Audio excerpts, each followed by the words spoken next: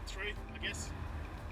It's fairly long, and I've split it up into 2 videos, so that's just because it was too long. The first half, which is this half, will be getting the transmission out and getting the clutch ready to go back in. The second video will be clutch in, gearbox back on, and all that sort of stuff. I'm driving the car now. It's had the clutch in for a couple of months, and since making that video, it's been good. I recommend the Clutch Pro clutch, so yeah, anyway, enjoy. Today, Honda CRV Generation 2. This one's a Series 2. 2.4 litre. They did come with a 2 litre. They did come in front wheel drive as well.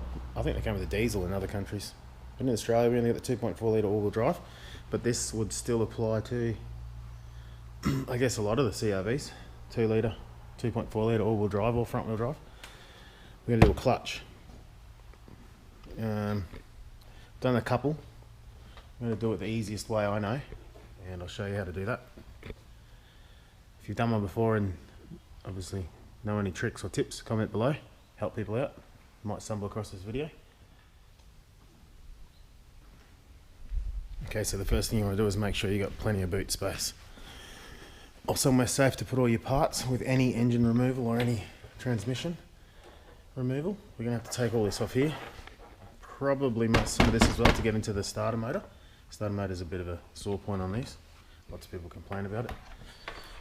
So all this plastics, the battery, airbox, intake, all that sort of stuff, we want to get rid of all that first, so we can get to the transmission and take off the gear shift linkages, then get under the car and do the drive shaft to the rear wheels, take out the CV shaft and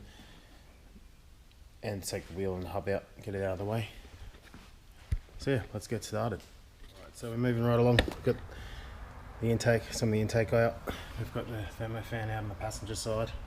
We just removed this to give us some more space and more light on the subject. Everything sort of comes out in order. We just have to work that out. But here's a trap, a really stupid thing. So the airbox, to remove the airbox, we've got one bolt here, one bolt there. Oh, that's a nut. That's a bolt. And then hidden in here, behind this little rubber bung, in that hole there, is the other 10mm. Well, it takes a 10mm socket. It's just here.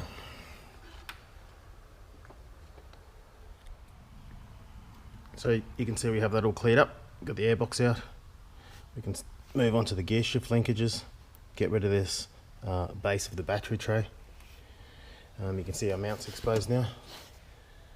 Tricky part of this is just here. Clutch slave cylinder. Now, if you look on the intrawebs, you've had to work on a CRV before, you'll find lots of people having trouble bleeding the clutch. Now, my advice would be just to leave that alone. Leave the line attached.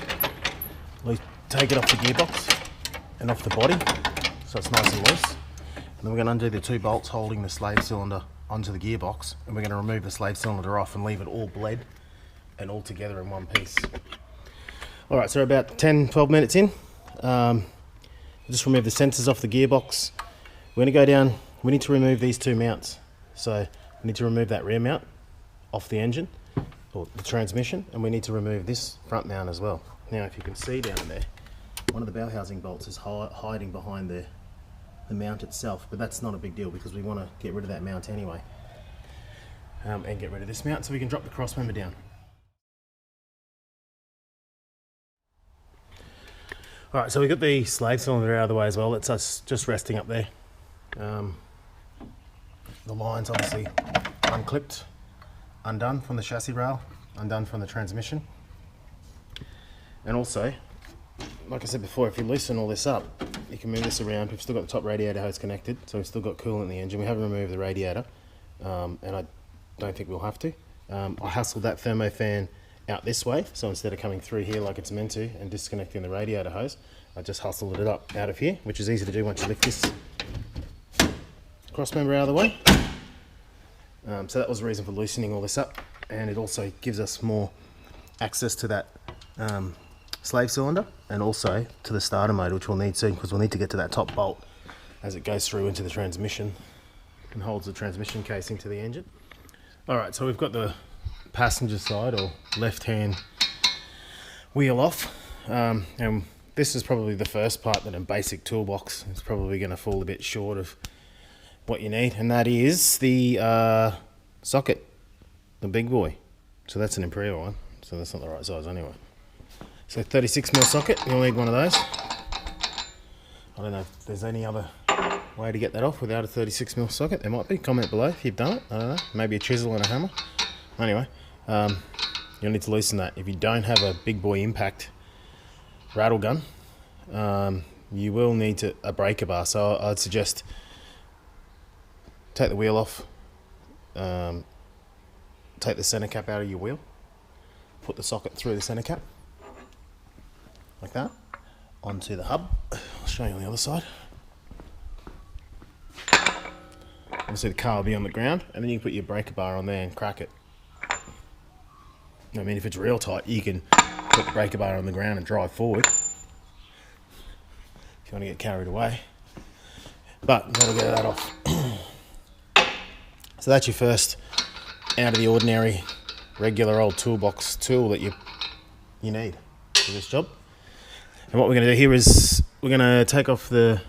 So I want to take this bottom control arm with the cross member.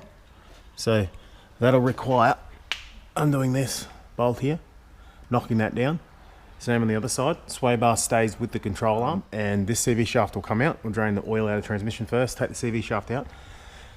That drive shaft can stay in, and then we'll undo the tail shaft, and the same on that side, undo that bolt. And then there's 4 cross member bolts. So in here, 1, 2, 3, and another on that side, and the cross member will just drop down. Now, because we've left that gearbox mount on and the engine mount, once we have all this out of the way, the engine will stay in the chassis, and we'll be able to drop the cross member out of the way, and then we'll be able to get the engine crane and hook it to the engine, this side of the engine, the gearbox side of the engine, and lift the motor up so we can undo this gearbox mount and drop the transmission out. And you can see how that would be a bit of an issue if you try to do it with the cross member in. So obviously the correct way to do it, and the way I've done it also, is to just drop the whole cross member motor, whole deal out, which is alright if you've got something else to do, but if you're trying to do it, easier way, save coolant, save all that sort of stuff, undoing the loom, because the wiring loom on this to undo properly has to go into the, you have to go into the passenger compartment and go through the glove box and pull all the wiring and the ECU off, and then pull the ECU out of its location, and then unplug the wiring, remove the ECU out of the way, and put the wiring back through the firewall, which is, it's a big job in itself.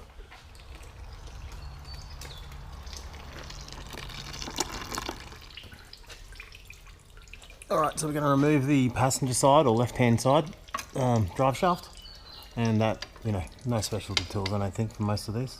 I've come across a few that are difficult, but not this one.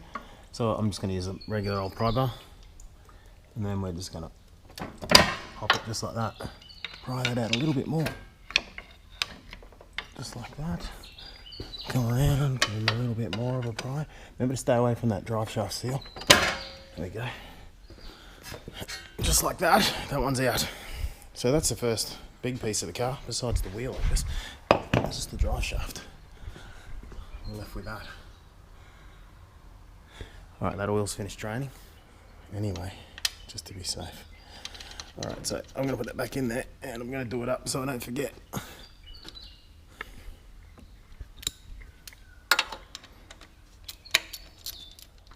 Don't do that up too tight, because plenty of stupid people have split gearbox cases before. And there's a washer on there anyway, so that's going to seal it. Alright, so I used a 10mm multi-hex. So we had to use my long boy, which you can see it's not ideal because of the angle. You'd be better with a shorter socket that fits in here with a swivel style drive like this, and that would get you out of trouble. I suppose you could use the spanner, I guess. But yeah, so that's a 10mm multi-hex. 10mm multi-hex. Alright, so we're about half hour in. You got to remove this front cover here. Piece of crap. And you can see the starter motor. So that might help. Get to these gearbox mount bolts, and obviously this plastic thing would have been in the way if you're dropping the crossmember. So if you're this far into it and you decided to do your CRV this way, remove that, throw it on the ground. So very straightforward. I took the other transmission mount off right there, ratchet from this side. The nut on the back is captive, it's got a little tab. These are just undone there, those three. So you'll be able to remove that altogether if you have to, once the crossmember's out of the way. But to get it off the crossmember out of the way, it's just those three. This one. Drive shaft bolts, which we talked about earlier. This bottom ball joint on this side. The hub's going to stay on this side, so that's ready to come down on that side. This will all stay together. And as you can see in there, from memory, there's nothing else attached to the crossmember. So it's not like other Hondas, some other Hondas that have the power steering lines bolted to the crossmember. A lot of other cars like that too, I guess. You can see there's not a lot. So they're the 4 bolts we have to loosen to drop the crossmember. But the first thing we want to tackle is this ball joint. Hopefully it won't fight us too much. We'll get the wheel off, get the pin off, hit that, try and break it free. Alright, so this bolt here, see that? I'm going to take the little bolt that I just took out of there, put it up there, get one of these longer bolts, or an even longer bolt, this one, and put it back in there, like that, if it wants to go in there. Give it some threads.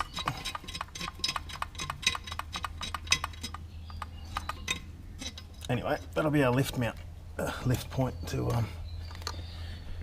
get the motor up, to get the gearbox crossmember, the gearbox mount off. I've already undone the front.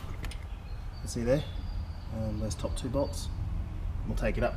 We'll get the crossmember out and get that mount off, so we can get to that bow housing belt. All right, so while we're under here, this part has to come off as well. It's just 14mm socket to undo all those. There's one there, one there, and one there.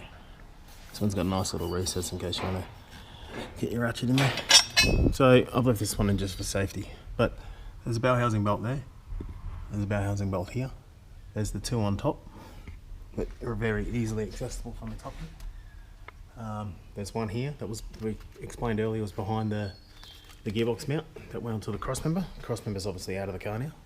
That was a pretty basic process. If you've got a hoist, obviously you just lower it down to chassis stands or whatever, wheels, whatever you want to do, or someone can help you take it out. It's not that heavy. If you're doing it on chassis stands on the ground, which this is definitely doable, I've done it before on the ground, you would just let it fall, I guess, or let it fall on some tyres or something. And that brings us to the starter motor.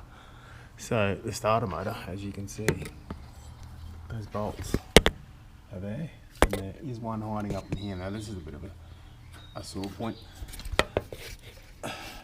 CRV owners, behind here, you're never going to be able to see it, but behind there is an extended bolt.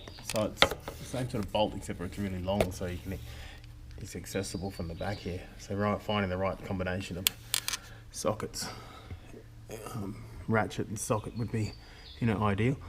You want to get rid of these out of the way, but they're just going to get in your way or send you to hospital.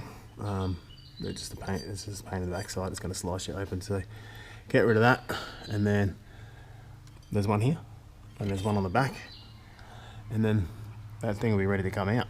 We'll get to that. All right, since we're here, starter motor removal. As we know, it's right there. Don't do this bolt first, otherwise there'll be too much weight on that bolt at the back. You'll never get it loose enough to just undo it by hand, which is what you want. If you know what I mean, this bolt will stay in there as tight as it is to hold the starter motor in place. If you crack that bolt and the weight falls on the bolt at the back, you're going to have to undo that bolt with a ratchet or something the whole time, because the weight of the starter motor will be on it. If you leave this one in, you'll be able to use this So this, I'm going to use a 3/8 drive just to get me some room. And it has the smallest extension I have on it.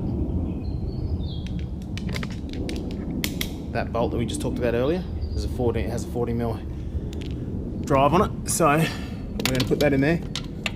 I guess you could guess it. I got it. So, oh, did I? Yeah, we got it. So now we just want to crack it. All right, so the bolt's loose now. See that? All right, so the bolt's loose. If you don't have a good ratchet like this one, you probably have to just crack it and then do it by hand because it'll be too loose. But because that front bolt won't get off. All right, so you want to take the ratchet out. See the knock sensors right there? It's going to be in your wave. So that's the reason why you want to leave this front bolt in. So it's nice and tight. And then put the ratchet down. You can get in here with your hand and you can turn that bolt. I'm going to use your left hand. And you can turn that bolt with your fingers because this bad boy's tight. Now, putting it back in is a similar process, except for you put this front bolt in and you do it up tight, but not really tight. Just tight enough that it's going to hold it hopefully in the right spot. And then you put the bolt in and see if it is in the right spot. And if you can get it in and into the thread and start it, you move it around a little bit and you crank the front one really tight and then you just put the back one in just the same. Otherwise you'll have the same issue of not being able to load up the starter motor resting on the bolt. So I'm just undoing this by hand now because what will happen is on your way out the ratchet will get stuck on the plug for the knock sensor, which you could take it off and give you a bit more room, but the knock sensor is still there. So small ratchet, smaller ratchet, and do it by hand. Okay? Alright, to give you a better idea, this is the bolt that we just loosened on the starter motor.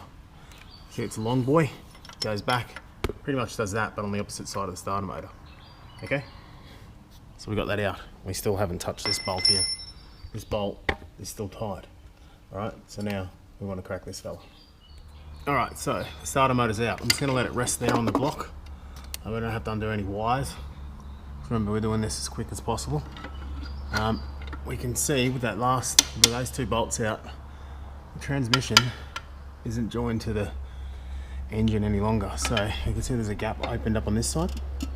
Alright, so what we want to do is just gently see if we can get this side to open up too. Alright, so you can see we've got a gap there as well. So we know that the transmission is free from the engine. So we can take it down now. We'll use the engine crane on the engine and we'll get that gearbox out. The gearbox is off, so you can see I supported the engine like that. There you go. Okay, we're back. Technically we're at the halfway point now, so you're probably, if you're eastbound and down, you're probably an hour into it. If you're just cruising, you're probably an hour and a half. Transition out was pretty easy. I did remove the bracket that goes on here and also the airbox bracket, which is on the back of the gearbox. The reason I took that off is because it does hit and you'll have to drop the gearbox down a lot lower because it's long. I'll show you the piece. So you know what I'm talking about? So we took that off. This piece here, that's where the airbox bolt's on the top. That sits on the side of your transmission. Take that off. Also, it just gets in the way. So that's the bottom of the gearbox mount. That's the transmission out. Obviously, that's the CRV all-wheel drive transmission. The reason this one has fallen apart is because previous owner was riding the clutch a little bit too much. Clutch Pro kit we have for the CRV K24A1. Just look at the part number. Should be around here somewhere. There it is. That's the part number. This is a standard replacement. Here's the used one. Clutch plate. Right there. Alright, that's the fresh plate. Let's get rid of all this rubbish.